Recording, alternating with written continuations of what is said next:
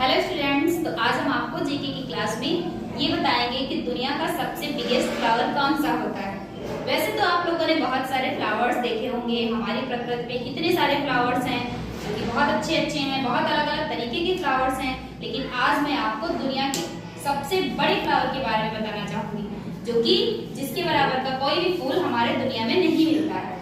तो हम देखते हैं कि ऐसे सबसे बड़े बिगेस्ट फ्लावर के बारे में बताने जा रहे हैं। तो हम सबसे पहले आपको उसका नाम बताएंगे। तो इस फूल का नाम है रैफ्लेशिया। रैफ्लेशिया हमारे वर्ल्ड का सबसे बिगेस्ट फ्लावर है और ये बिगेस्ट फ्लावर जो है कहाँ पे मिलता है, ये मलेशिया और इंडोनेशिया के रेन फॉरेस्टों में मिलता है। और इस फ्लावर की सबसे बड़ी खासियत क्या होती है कि ये फ्लावर की लंबाई और इसकी वजनता के बारे में आप लोग जान के हैरान हो जाएंगे। इस जो फ्लावर की है, फ्लावर हमारा अगर पूरी तरह से खिला हुआ रैफ्लेशिया का फ्लावर है तो इसका वजन 10 किलो से भी ज्यादा होता है और इसकी लंबाई 4 फुट से ज्यादा, लगभग ज्यादा ही होती है। तो आप ऐसे समझिए कि एक इंसान के बराबर का फ्लावर तो जाहिर सी बात है कि बहुत ही बड़ा फ्लावर है, देखने में भी बड़ा अलग सा लगता है। इसीलिए इसकी तरफ लोगों का ध्यान आकर्षित हुआ और लोगों ने ढूंढ ढूंढ के इन फ्लावरों को काटना शुरू कर दिया, जिससे आज हमारे पूरे विश्व में इन फूलों की कमी होती जा रही है। तो सरकार ने इन फूलों को काटने पे बैन लगा दिया है। अच्छा, अब आप लोग ये सोच रहे होंगे कि रैफ्लेशिया का फ्लावर का नाम रैफ्लेशिया ही क्यों पड़ा। तो ऐसा इसलिए है क्योंकि रैफ्लेशिया के फ्लावर की खोज जिसने की थी उसका नाम था स्टीफर्ड रैफलेस।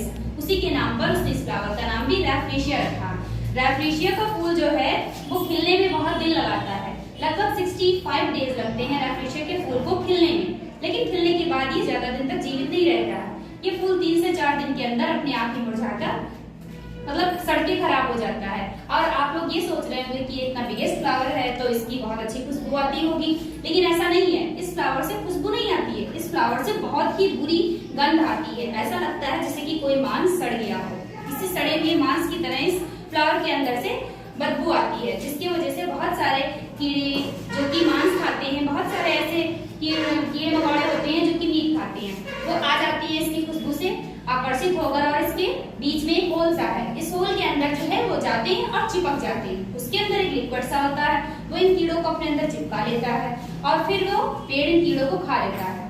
तो आप ये समझिए कि रैफ्लेशिया एक तरीके का इंसेक्टिवोरस प्लांट है, ये कीड़ों को अपने अंदर खा लेता है। इसके पास जो कीड़ा जाता है वो उसके बाद उसका निवाला बन जाता है। अब हम ये सबसे बड़े फ्लावर के बाद बात करते हैं सबसे छोटे फ्लावर की। ये वर्ल्ड का सबसे छोटा फ्लावर है। इस फ्लावर का नाम है गुल्फिया।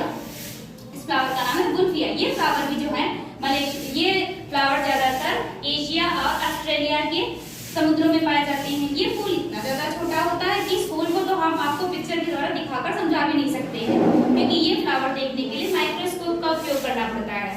और जितना छोटा ये फूल होता है उतना ही छोटा इस फूल से निकलने वाला बीज भी होता है। वो भी वर्ल्ड का सबसे छोटा बीज होता है। अगर आप समझे तो वो सबसे छोटा सीड्स होता है, उससे छोटा कोई भी सीड्स नहीं होता है। भाई जितना बड़ा फ्लावर उतना बड़ा इसके अंदर का बीज। तो ये तो हमने आपको जानकारी दी कि सबसे बड़े और सबसे छोटे फूल के बारे में। अच्छा, कुछ लोग ऐसा मानते हैं कि रैफ्लेशिया का फूल वैसे विश्व का सबसे बड़ा फूल है, लेकिन कुछ लोग ऐसा मानते हैं कि एक नया भी फूल है, दूसरा फूल जिससे सेकंड नंबर का बिगेस्ट फ्लावर मानते हैं। वो कहते हैं कि इसको बड़े दे दी गई। अच्छा, इस फ्लावर का नाम है, इस फ्लावर के बारे में भी आप लोग जानिए। इस फ्लावर को कहते हैं टाइटनारा। टाइटनारा जो है ये फ्लावर, लेकिन कायदे में ये फ्लावर नहीं होता है, ये पेड़ ही, एक प्रकार का पेड़ ही है। इसको बहुत लोग फ्लावर मानते हैं, बहुत लोग नहीं मानते हैं। इसीलिए इस फ्लावर को फ्लावर सबसे बड़े फ्लावर के बारे में नहीं बताया गया। लेकिन इस फ्लावर की जो लंबाई है वो बहुत ज्यादा होती है। ये फ्लावर जो है 12 से 13 फुट तक लंबे होते हैं, मतलब मनुष्य से भी 2-3 गुना। तो अब आप समझिए कि ये फ्लावर बहुत बड़े होते हैं, ये फूल बहुत ही बड़े होते हैं और ये फूल भी मलेशिया और इंडोनेशिया में ही पाए जाते हैं। इन फूलों की भी सबसे बड़ी खासियत यही है कि ये फूल अपने जीवन में सिर्फ 10 साल के बाद एक बार खिलता है। मतलब कि ये फूल का जीवन जो है पूरी तरह 50 साल तक होता है। 50 साल में मुश्किल से 5 बार ही खिलता है, मतलब हर दशक में एक बार ये फ्लावर खिलते हैं। उसके बाद ये फूल अपने आप धीरे धीरे मुरझा जाते हैं। ये भी लगभग 7 दिनों तक जीवित रहता है। उसके बाद ये फ्लावर भी अपने आप धीरे धीरे मुरझा जाते हैं। अच्छा, इस फूल से भी खुशबू नहीं आती है। इस फूल को दूसरे शब्दों में लाशों का फ्लावर कहते हैं, मतलब लाशों का फूल कहते हैं। इसके पास से भी ऐसी खुशबू आती है जैसे कि कोई लाश सड़ गई। ये भी अपने अंदर कीड़ों को एकत्र करता है और कीड़ों को चिपकाकर खा लेता है।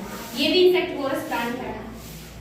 और इस फूल की भी लेकिन ये फूल इतना ज्यादा पॉपुलर है कि गिनीज बुक ऑफ अवार्ड में भी इसका नाम है। और इस फूल को खिलते हुए देखने के लिए लोग महीनों भर की बुकिंग करा देते हैं।